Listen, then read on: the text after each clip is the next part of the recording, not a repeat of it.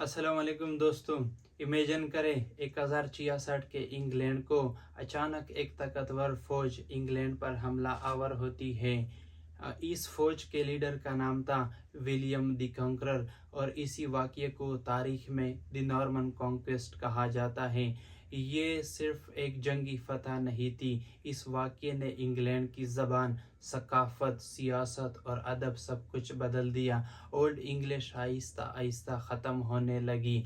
फ्रांसीसी और लातीनी ज़बानों के अल्फाज इंग्लिश में शामिल होने लगे और फिर उन्हीं ज़बानों की मिलाप से एक नई लैंग्वेज ने जन्म लिया जिसको द मिडल इंग्लिश कहते हैं। नाजरीन, आज के इस एपिसोड में हम द मिडल इंग्लिश पीरियड को डिस्कस करेंगे। तो आइए सबसे पहले हम देखते हैं कि नॉर्मन कॉन्क्वेस्ट 1066 में हुआ। 1066 में the Duke of Normandy William the conqueror वो इंग्लैंड पर हमला करते हैं और इंग्लैंड के हेरोल्ड टू को वो शिकस्त देते हैं। इन दी वॉर ऑफ हेस्टिंग में उसे शिकस्त देते हैं और इंग्लैंड पर वो उसके बाद रूलिंग करना शुरू करते हैं। तो नॉर्मन्स कौन थे? नॉर्मन्स वाइकिंग थे। वाइकिंग कहाँ से आए? नॉर्वे और डेनमार्क से आए। इसके बाद हम देखते हैं कि इस टाइम पीरियड को the cultural period of transition कहते हैं। और अब हमने देखना है कि ये कैसे द पीरियड ऑफ ट्रांजिशन था। तो पहले तो जो रूलर थे वो इंग्लैंड के लोग थे। अब नॉर्मन्स जो थे वो रूलर बन गए और फ्रेंच जो थी वो French became the language of ruling class और इसीलिए फ्रेंच ने इंग्लिश पर अपना असर छोड़ा। दूसरे नंबर पे है कि इन लोगों ने फ्रेंच कस्टम और फ्रेंच लिटरेचर को इंट्रोड्यूस किया। तो लैंग्वेज जो थी सोसाइटी में मुख्तलिफ लैंग्वेजेस बोली जाती थी। जो अपर क्लास थे जिसमें किंग और नोबल थे वो फ्रेंच को बोलते थे। जो लैटिन जो थी वो चर्च की ज़बान थी और स्कॉलर भी लैटिन यूज़ करते थे, जबकि इंग्लिश जो थी वो कॉमन लोगों की ज़बान बन चुकी थी। और इंग्लिश पीपल जो थे they were mostly peasant and workers. अब हम अगर देख लें कि इसी टाइम पीरियड पर फ्रेंच और लैटिन ने कैसे मतलब इंग्लिश में शमूलियत की, फ्रेंच और लैटिन के वर्ड कैसे इंग्लिश में शामिल हो गए। तो इसमें चंद अल्फाज मैंने यहाँ पे मेंशन किए हुए हैं, जिसमें court, justice, prison, parliament, crown, royal, beef, mutton, इस तरह की जो अल्फाज हैं ये फ्रेंच और लैटिन से आकर इंग्लिश में ऐड हो गए। अब अगर हम देख ले कि ओल्ड इंग्लिश की जो फोकस थी वो किस चीज़ पे थी और ये ट्रांसफॉर्मेशन की वजह से जो मिडल लैंग्वेज है, मिडल एज है, इसमें फोकस किन चीज़ों पर रहा। सबसे पहले तो हमने ये पढ़ा था कि ओल्ड इंग्लिश जो थी वो ओरल थी, ओरल ट्रेडिशन था। जो स्टोरीज थी वो मतलब ट्रांसफ़र होती थी, एक जो था ना राइटर वो दूसरों को मतलब वो ट्रांसफ़र कर देते हैं। अब मॉडर्न इसी मिडिवल एज में प्रिंटिंग प्रेस की इजाद हुई, तो राइटिंग जो थी वो ज़्यादातर रिटन फॉर्म में थी। तो इसीलिए जो मिडल एज है ये जो है ना ओरल से रिटन लिटरेचर में कन्वर्ट होता है। उसके बाद जो है ना वो ओल्ड लैंग्वेज की जो फोकस थी वो वार, हीरोइक, वॉरियर, ट्राइबल, रॉयलिटी, इन चीज़ों पर थी। जबकि न्यू में जो फोकस रही वो लव पे थी, सही है, religion, society, human life, cavalry, knighthood, spirituality, Pilgrim, social criticism. Focus जो था वो इन चीज़ों की तरफ आ गया। लव जो था वो प्रोमिनेंट थीम बन गया पोइट्री का। और केवेलरी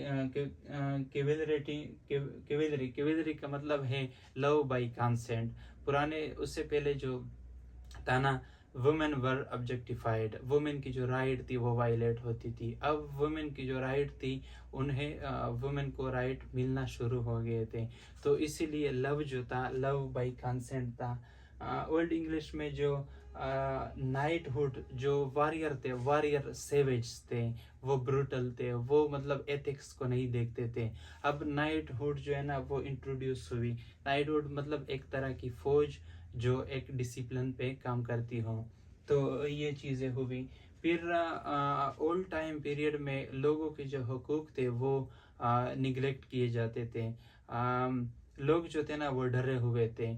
अब इसी टाइम में लोगों को राइट मिलने शुरू हो गए। जब इनको बेसिक राइट मिल गई तो उन्होंने क्रिटिसिज्म शुरू किया। उन्होंने सोसाइटी में जो खराबियाँ थी वो राइटिंग के थ्रू हाईलाइट करना शुरू कर दी। तो अच्छा, एक और चीज़ है, जो थीम्स थे, थीम्स में रोमांस और रियलिज्म। रियलिज्म का मतलब है कि जो राइटर थे वो डिस्कस करते थे रियल पीपल और रियल सोसाइटी, वो रियलिटी पे बेस करते थे। और प्रोज राइटिंग जो था ये इसी टाइम का प्रोमिनेंट मतलब योनरा रहा है। प्रोज राइटिंग जो थी ये शुरू हुई थी। तो उसके बाद ये एमसीक्यूज में अक्सर आते हैं कि इन्वेंशन ऑफ प्रिंटिंग प्रेस ये 1476 में हुआ था। और इसके जो वो थे ना फाउंडर, वो थे विलियम कैक्सटन। और इसके बाद हम देखते हैं कि इस टाइम पीरियड में जो प्रोमिनेंट राइटर थे और वो कौन थे और उनका वर्क क्या था। तो सबसे पहले हमारे पास आते हैं Geoffrey Chaucer. Chaucer I think 1340 के बाद और 1400 तक, इस टाइम को the age of Geoffrey Chaucer कहते हैं। Geoffrey Chaucer is known as the father of English literature. इसकी वजह यह थी कि उस टाइम के जो राइटर थे उनका ज़्यादातर फोकस फ्रेंच और लैटिन पे था, जबकि जोफ्री चौसर ने फोकस इंग्लिश पे किया। और चौसर का जो प्रोमिनेंट वर्क है वो है the Canterbury tale. The Canterbury tale is the collection of short stories that is told by 30 pilgrims. और ये जो है ना सोसाइटी के मुख्तलिफ लेवल को हाईलाइट या पोर्ट्रे करते हैं। इसके बाद जो है द बुक ऑफ डचेस, ये एक ड्रीम विजन पोएम है। वो एक ड्रीम देखता है जिसमें एक आदमी की वाइफ का डेथ होता है। तो ये जो है ना ये पोएम ये रिवील करता है लव को, ग्रीफ को, मॉर्निंग को और लॉस को। इसके बाद हमारे पास नेक्स्ट राइटर जो है वो है विलियम लैंग। तो इसका जो वर्क है वो है पायर्स प्लोवमैन। ये एक एलेगोरिकल पोएम है। Allegorical mean symbolic story. ये पोएम जो है वो करप्शन और इनजस्टिस को हाईलाइट करते हैं। तो इसी पोएम के थ्रू राइटर ने जो अपर क्लास की जो करप्शन थी उसको क्रिटिसाइज किया है और सोशल इनजस्टिस जो है उनको पोर्ट्रे किया हुआ है। तो उसके बाद हमारे पास है जॉन गोवर। इसके प्रोमिनेंट वर्क का नाम है कन्फ्यूशियो अमेंटोस, जिसको इंग्लिश में कहते हैं लवर्स कन्फेशन। सही है।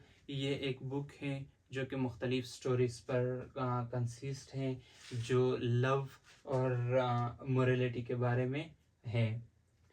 और इसके बाद हमारे पास जो लास्ट वन है वो है सर थॉमस मेलोरे। सर थॉमस मेलोरे के अगर मेजर वर्क को हम देख लें तो ली मोर्टे डी आर्थर। सही है। इसको इंग्लिश में कहते हैं the death of king Arthur.